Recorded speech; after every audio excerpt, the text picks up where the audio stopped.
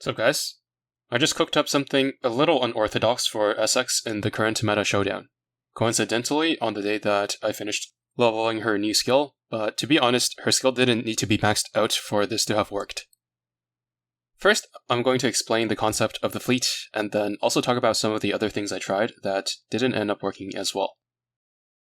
As you've seen from the title, I'm calling this setup the double sync, because I'm syncing both Essex and Yorktown to Kearsarge, but Essex is trying to follow Kearsarge's fighter airstrike, while Yorktown is following Kearsarge's main gun instead. Kearsarge's buffs aren't the reason this is necessary. If you read her skills, you'll notice that you don't really have to worry about timing adjustment to make use of most of her buffs. The main reason that syncing here is important is for Eldritch's Slow, which Kearsarge can trigger separately with her airstrike and main gun if the cooldowns are far enough apart. With the current setup, I'm able to have Essex's airstrike launch after Kearsarge activates Eldritch's Slow with her airstrike, while Yorktown goes off after Kearsarge activates it with her main gun. The sync is not perfect for every single round, but if you pay attention to the boss's movement, there are times, the most obvious being the last round of strikes, where the boss isn't moving at all, so it's not important to maintain a perfect sync throughout the entire fight, just for times where the slow is needed. In the Vanguard, Eldritch is as important as always for this fight, but Aurora is pretty much just as important to this fleet as Eldritch if you're aiming for a one-shot. Unlike the battleship fleets with the likes of Lion, Alsace, Vanguard, Fitzrume, and so on, which have an upward of 30% extra damage for the Vanguard, this USS main fleet's damage is fully reliant on the main fleet and doesn't provide anything for the Vanguard, so it's better to focus all your attention to maximizing the damage of the main fleet. I'm showing two support runs here with this fleet. The first one using Plymouth as tank, which was a mistake, and I fixed it in the second run, which looked a lot more stable. While this is only 2 runs, the damage looks very consistent and survivability seems better than expected, with all the desynced airstrikes wiping enemy attacks off the screen constantly.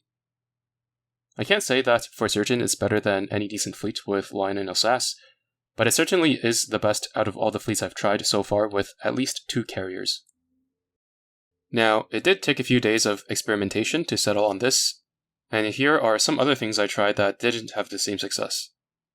First is going for 4 airstrike setups on both. In order for Yorktown to get off 4 airstrikes, she would have to replace both of the Sky Raiders she's using here for a Suisei Kai and a rocket fighter, which is a huge damage loss.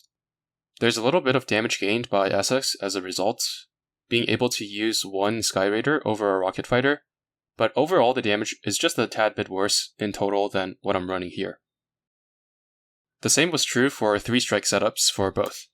It just deals less damage than the double sync setup without gaining anything by having Yorktown and Essex's airstrike being right next to each other. I also stubbornly tried to make Essex strike 4 times with a Sky Raider work for a few days, because she can do it when both Yorktown 2 and Essex are both going for 4 strikes. However, with Yorktown going for 3 strikes instead of 4, she's activating her cooldown reduction for Essex 1 less time, making the timing a lot closer for Essex.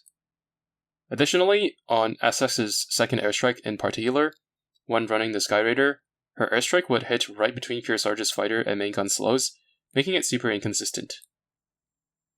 Anyway, even though Essex ended up not being the MVP at the end, it is thanks to her ability to dish out damage on par with the other 2, while allowing Yorktown 2 to maximize her own damage by using both of the Sky Raiders, that the fleet is able to perform at such a level.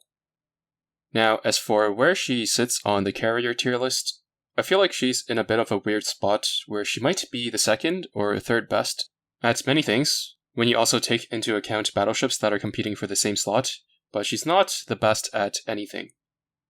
I think it should be reasonable to put her either 3rd or 5th, and it doesn't really make much of a difference, but I think I'll stick her in the 3rd slot just for now because I value self-sufficiency a lot in a carrier, when battleships are as strong as they are right now. Alright, that's it for this video. Thanks for watching and see you in the next one.